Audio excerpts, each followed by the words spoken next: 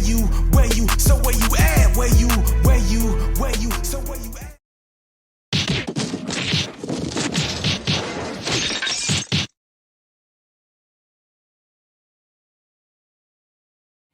Okay, so hello everyone. Welcome. Just before we hit the new year, my name is Olu Jabari and we are at Just Kicking It.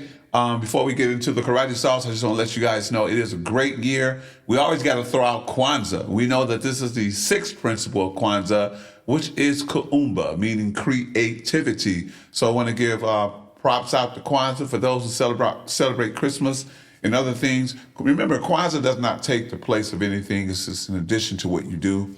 We just like to make sure that we incorporate everything and everybody. Everybody is a part. And that's why martial arts is a way of living.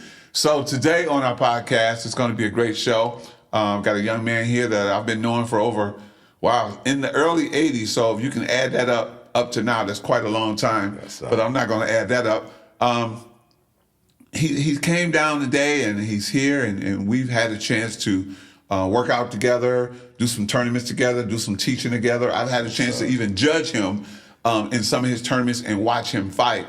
Last week we had his brother on, Grand Master Dixson, the legend. And today we have Miles Dixson, the brother. Now, I know a lot of you probably saying, how did you get him? I know, by way of Tennessee. So I'll let him introduce himself and we'll get right into the karate sauce. But again, we want you guys to enjoy your weekend. If you have any questions, you can always send them to us later. We'll get back with you regarding that. But as the show prospers and God is blessing us, we want to let you know we have a long lineup. If you want to reach out to us, just go to Just Kicking It, or you can reach us on Facebook. We got quite a few electrical parts coming out. I call them parts because I'm not the electrical person or electronic person. So we've got Instagram coming out, but you can hit us on Facebook right now. Right. You can go to, you can send us an email, justkickdem@gmail.com. You can go to Jabari's Martial Arts on Facebook right now. And if you have any questions down the road, you're interested in our show, want to get in touch with us, 313-629-8524, 313-629-8524. You might want to be on the show, but right now we want to deal with this legend, and this is a rare appearance. I hadn't seen this brother in so long, and we touched base on Facebook, and I said, look, you got to come do my show. And he was like, I'm there. I talked to him one day. Next thing I know, he's in Michigan. So introduce yourself and tell us a little bit about you. Hello, good evening, good afternoon to everybody. My name is Miles Dixson. For everybody who don't know, but everybody call me Zale. It's a pleasure to be on the show with Olu. He's been a big inspiration to me in martial arts, and he's good for me to call a friend. Yeah. So, yeah. I'm glad you're here. We had a chance to talk before you came to the show. One of the things you talked about was when you first started martial arts, when you were, I don't know, you were 8 or 9 or 7 or something like that, but you 4th grade or 5th grade, right? 4th grade. Tell a story about when you talked about, I didn't have money to fight in the tournament. Talk about that first tournament. Okay, so this what happened. I went to a tournament. Some funds got messed up, and my brother wasn't able to pay for me to compete. But his best friend, Kenny Indonesia, son was competing, and he said, well, you got him here, you got his equipment, I'm gonna pay for him. So make a long story short, he paid for me to compete. I competed, like I said, I was in probably the 4th grade, took first place. Wow. The first time. That boosted my my confidence level. It took me to a different platform because I got a chance to spar outside the dojo. A lot of youth and martial artists don't really spar outside the dojo, so it was a different look and a different feel. Okay, yeah, that's a great thing. And with that, I know that has just took you to another level. I'm gonna skip up a little bit and talk about when I had a chance to see you fight at Lots of Nichols tournament. Some folks don't know what Lots of Nichols is. Akibalan Martial Arts at Kettering High School.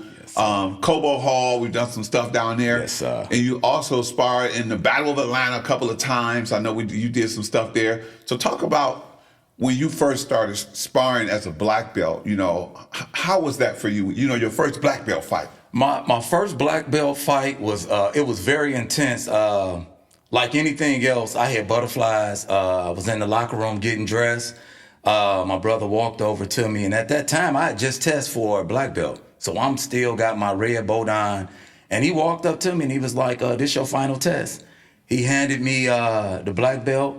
And he basically, my brother is uncut. He said, if you don't do good today, you won't be competing in no more tournaments till I think you're ready. So the surprise coming into middleweight competition, I had 3 of the veterans in my division. One was Robert Perry.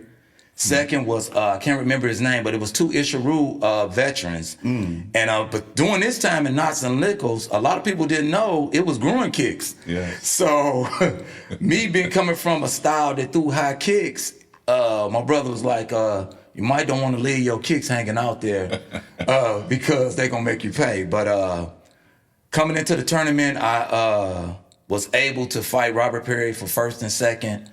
I did lose to him 4-5, but I got a real good recommendation and compliment from Robert Perry, and he told my brother, you know, I'm going to be a great martial artist coming up in the black belt division. Yeah, and Robert Perry is by no means a stranger to the martial arts. He's been around quite a long time, and we'll hope to have him on the show soon.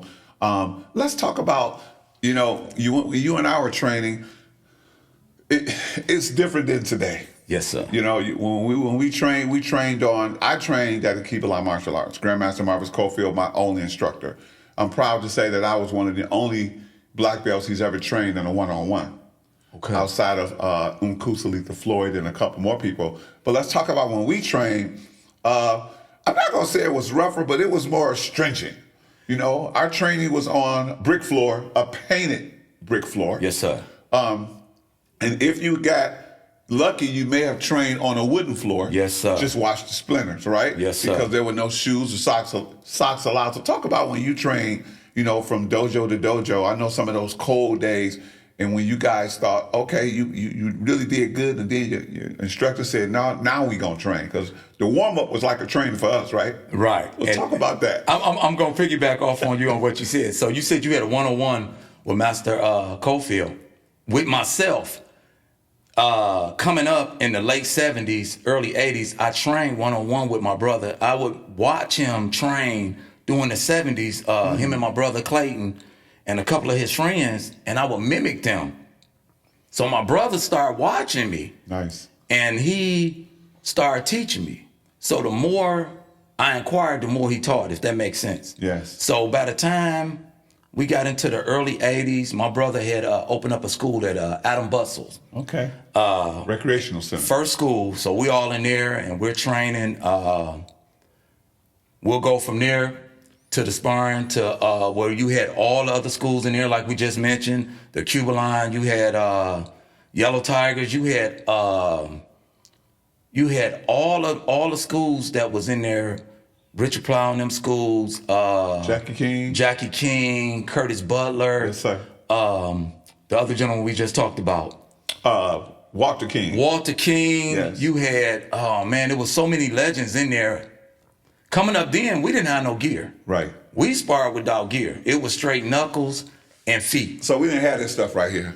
None of this. Nice soft stuff. No, I ain't know nothing about that until later on. I didn't know really nothing about gear until I was in 8th grade. I went to Ohio. Master Woods was my center judge. That was actually my last tournament. I was 13. I fought, and actually Master Woods was about to disqualify me because I didn't have no gear. He made my brother go get gear. I sparred. I won. I ventured off into doing other things as a teenager, as far as baseball and stuff like that. I didn't come back into martial arts. See, that's why nobody really knew me. I didn't come back to martial arts to 90, 92, 93. Okay. And we were training at Yellow Tigers off of the Lodge and 6 Mile. Yes, sir. And I was training there, and Defford, rest in peace to him, and Danny was talking like, it's a tournament coming up, Knots and Nichols, a Lots and Nichols tournament. And I'm like, cool. He had no uniform. No uniform at this time. My brother gave me an old uniform, cut off sleeves from back in the 80s. I had cut off sleeves at the time.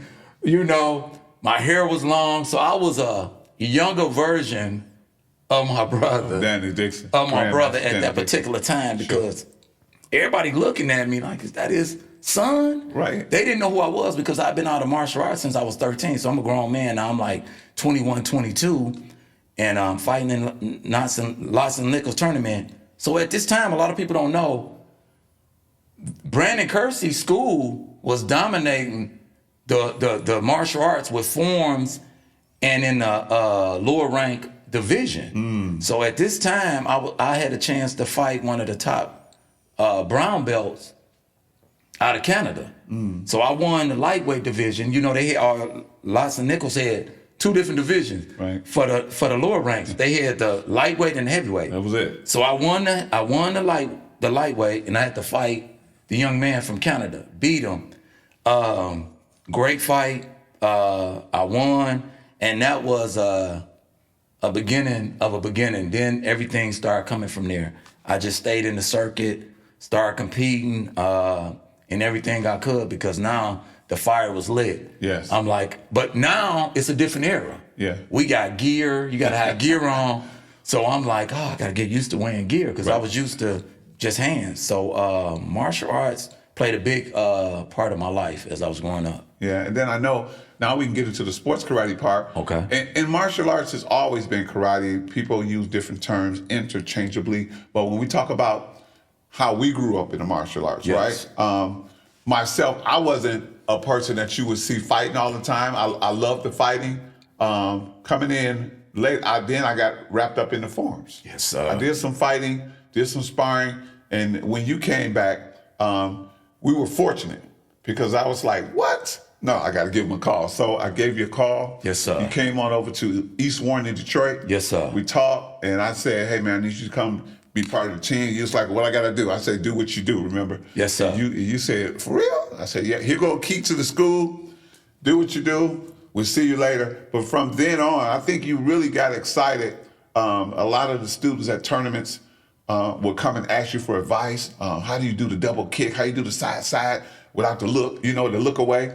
And then sports karate now has gone to a place, it's gotten so big. It's so broad now. Yes, sir. When we were sparring, when you were sparring, there were 2 or 3 divisions. Yes. Now it's 10, 12, 13, 14 divisions. They've broken up by ages. Even continuous sparring now. Yes, sir. Yes, sir. Will you fight 1 or 2 minute rounds? Straight fighting, right? Yes, sir. And it's got to the point now, like you talked about all this equipment, this nice stuff you guys, we got some nice equipment here that we use now. And then some of that has changed. Yes. Right? We had growing techniques back then. Yes. I was telling Grand Master Danny Dixon, I'm glad he was here last week, that I was judging a fight and I watched the guy get kicked in the groin. I heard the cup split. You hear the right?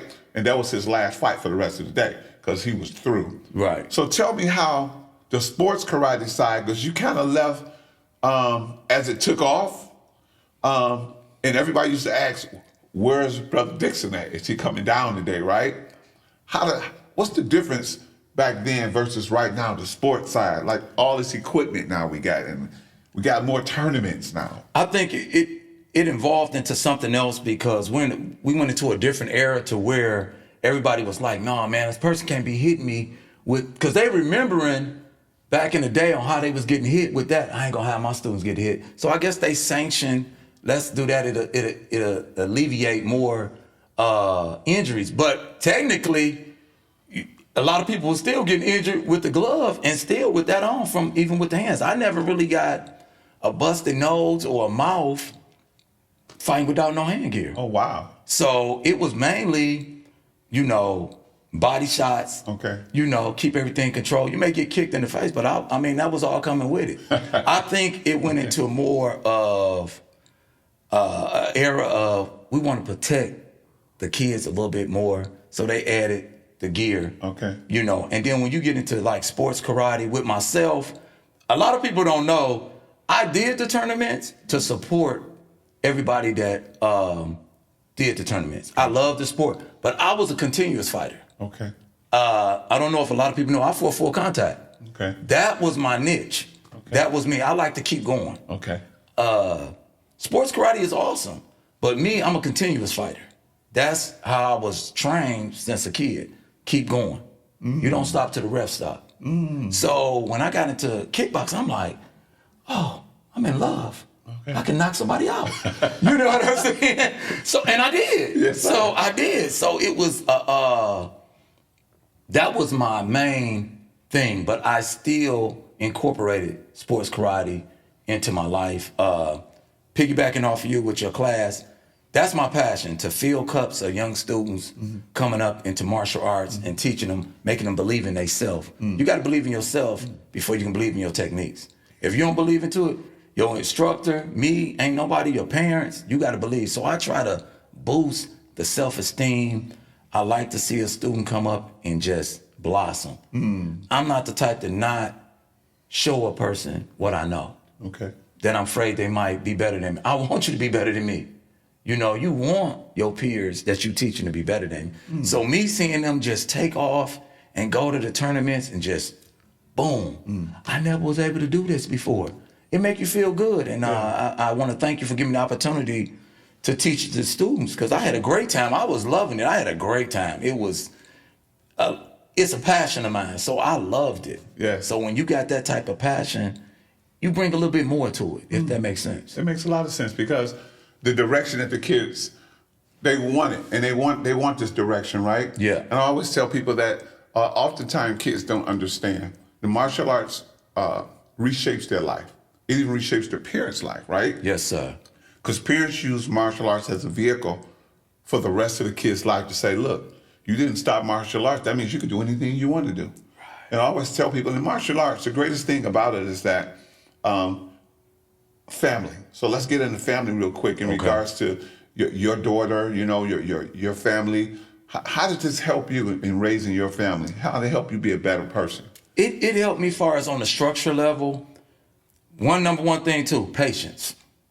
Patience to be able to raise a family, to be a husband, be a father, you know, a mentor. You gotta have patience, because there's sometimes that everything ain't gonna go right at your household. So you gotta be able to come in and dissect that and be like, okay, this is what I'm gonna need to do. Same as being an instructor. Yes, sir. Every day ain't gonna be good coming in there teaching the class. It's gonna be some times where you got a student that may just don't want to act right. So you gotta have that patience. You gotta be firm and stern. Like, hey, this is what we doing today. So if you don't want to train, we're gonna do some push-ups, some jumping jacks. We're gonna do this, and this is what we're gonna do until you learn to come and respect the dojo and respect me. You're not gonna do this. Same in the household. You're gonna learn to respect me. And I'm proud of my kids. The respect level is there.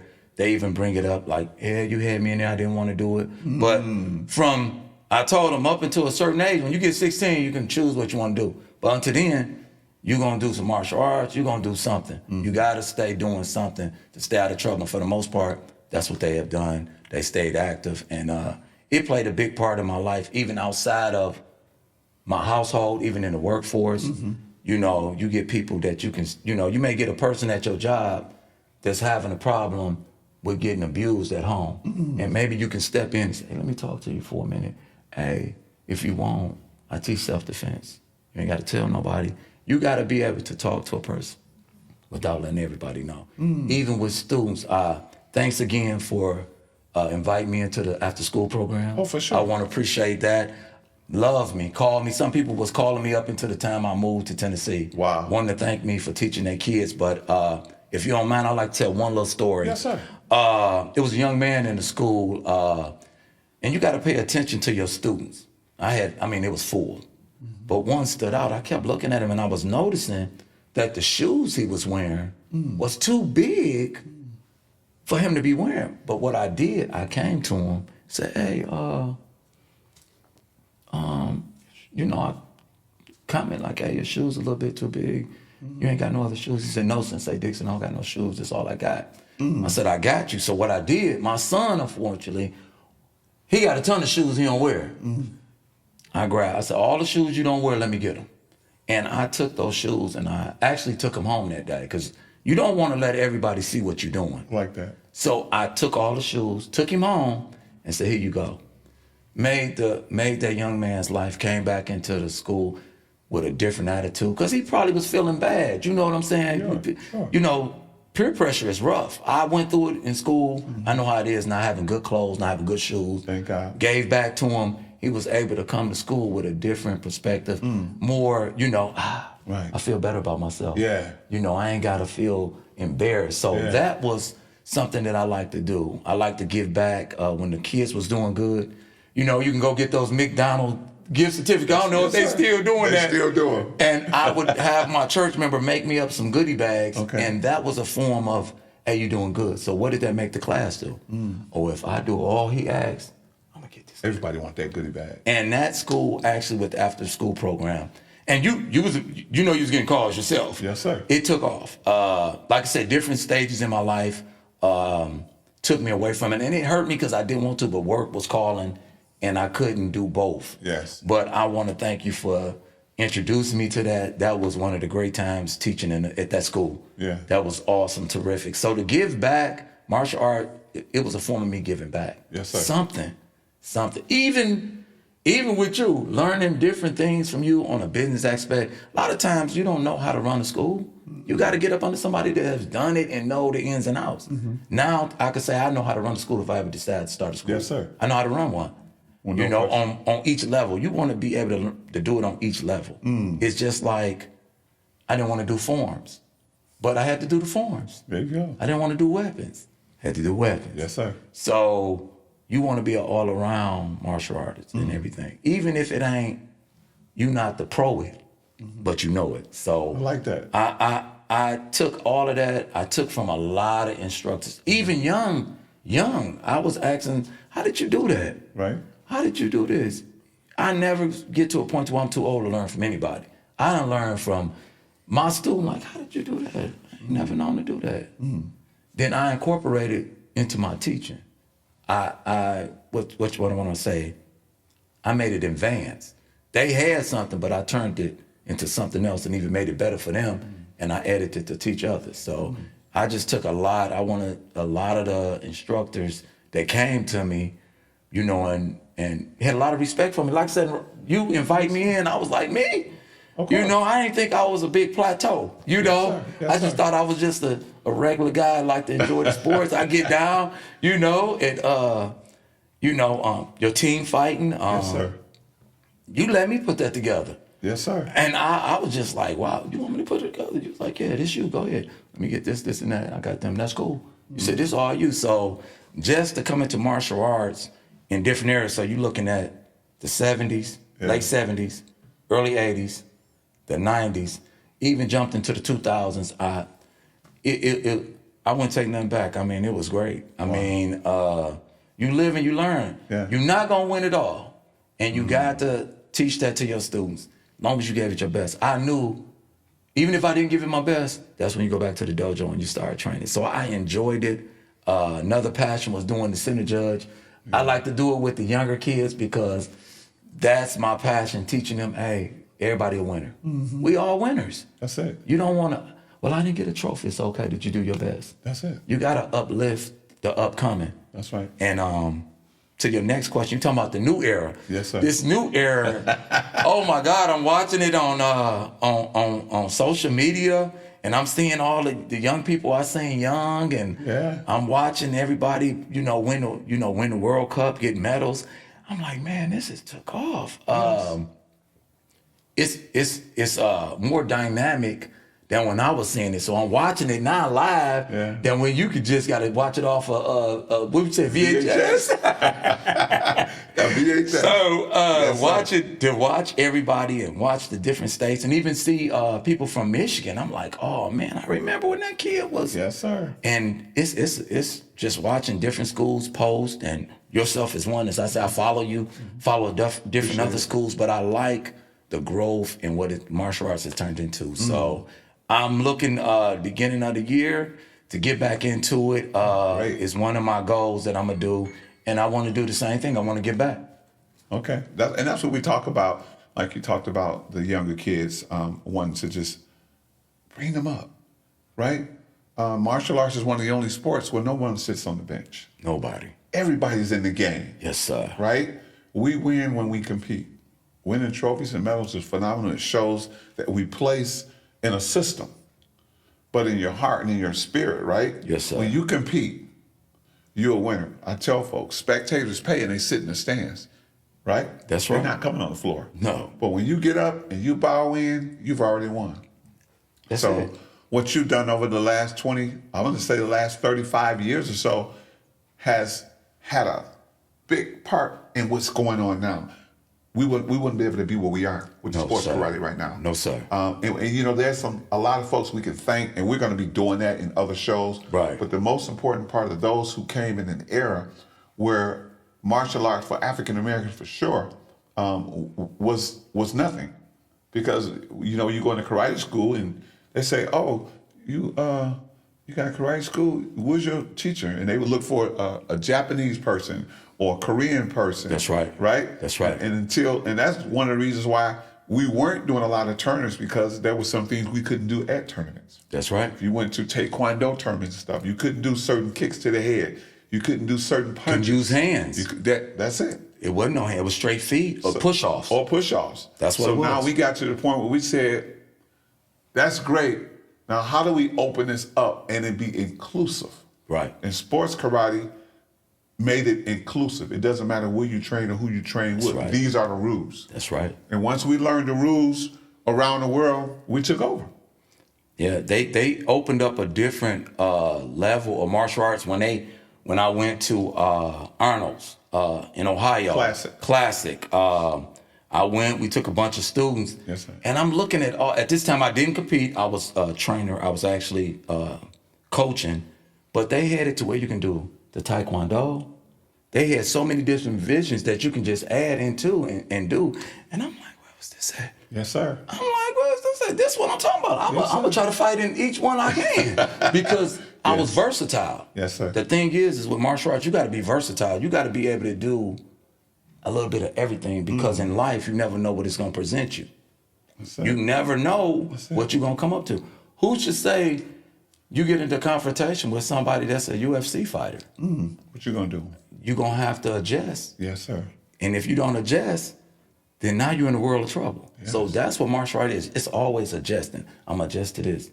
I got to adjust to, okay, so this guy quicker than me. Yes, so sir. what do I got to do? Or he's strong, so what I'm going to have to do? So it's like playing chess. Yes, sir. You got to be 3, 4, 5 steps ahead of your opponent or whoever else in the street. Because if you only got one A plan, you ain't got nothing else. It's over with. So I think that opened up a big thing. I actually had a chance to do continuous. Loved it. Here's that one. No, we went to Ypsilanti. Yeah. Oh, yeah. We took over. Yes, sir. Taekwondo tournament. Yes, sir. You had your whole school. They didn't know where they coming from. Yes, sir. Actually, Zach and his dad was right there. Yes, sir. I took first place. I ain't fought in a Taekwondo tournament in my life. Wow. That was, but it was continuous. Something you like. I loved. Enjoyed it. So it was that was probably, I think, maybe that one and the one that was Defford Ford did in Taylor at the center. We did Center. Detroit against Indiana. Yes, sir. That was my last time competing. Okay. And I think that's about the time I was getting prepared to move out of town. But that was my last time competing. But that was another thing, just sitting in the audience. Mm-hmm. I had some gear in the car. What's the young man's name? The one we talked about, the tall brother, Cottrell. For what school? The one that travels with the team that you said you talked to the other day. I can't remember. But anyway, He actually came up and was like, Dixon, do you want to be on the Detroit team? Oh, wow. And that made me feel good for somebody. Like I said, I didn't consider myself being a big major martial artist. Okay. I just thought I'm in there though. Yeah. I'm in there. And he called me. I said, I'll go ahead and do it. I said, let me go grab my gear. But I always kept it in the car. Always. I kept it in the car. So I came in and I fought the 40 and over. And then I won, but that was my last time, and that was one of my last time I remember in Defford Ford at that time. Yeah. In that particular health form. Yeah. Health form. I But remember. yeah. So that to be brought on to just say, hey, I'm one of the ones that was in there, and that made me feel good, because like I said, I was just I figured a regular old Joe. I just get out there and do what I do. But the reward is when you get somebody walk up to you, Olu, and they be like, man, I really appreciate you showing me this and doing that. It makes you like, oh man, I ain't back to somebody's life. That's the pay. And I, like I said, I was just telling one of your students, half of them I don't even remember. They're grown, they hit me up on social media. Man, I remember when I used to watch you spar, and I'm like, I don't know what this is, but we keep in touch, so that made me feel good. Like, that's good. I didn't nobody's watching me like that. Oh, somebody's always watching. And so that's what we have to do, and that's why we want people to be here. We want them to visualize, be able to see you, right? Because the thing is, sometimes people get 60, 70 years old. As we wrap this up, you don't get a chance to smell your roses, right? We want you to be able to go, yes, this was then, this what happened, this is now. So just want folks to know who you are. Thank you. Miles Dixon. Yes, sir. Your brother, Danny Dixon. He stands in his own shadow, in his own light, but he sheds light consistently on young people, adults. And I know in Tennessee, it won't be long before he's in the school showing some folks how to do some stuff over there. So just don't be too rough with him. No, I'm going to take it easy. Take it easy on him, right? Yeah, I really appreciate this. This really meant a lot to me. Thank you so much. Oh, no question. Thank you, sir. No question. So to reach out to us again, just kick them at gmail.com, 313-629-8524. And then you'll be able to hit us up soon on Instagram, LinkedIn, and TikTok. We're doing all that stuff. I am not the specialist there, but it's coming soon. And if you want to reach out again, 313-629-8524, leave me a voicemail, Olu Jabari, your host, and I will contact you within 24 hours. We are always looking for black belts. I like to get those black belts from back in the day first, and then we move forward. So again, this is Just Kicking It. My name is Olu Jabari, your host, along with the one and only Zales Miles Dixon. All right. Thank you very much. Thank you so much. Where you, so where you at? Where you, so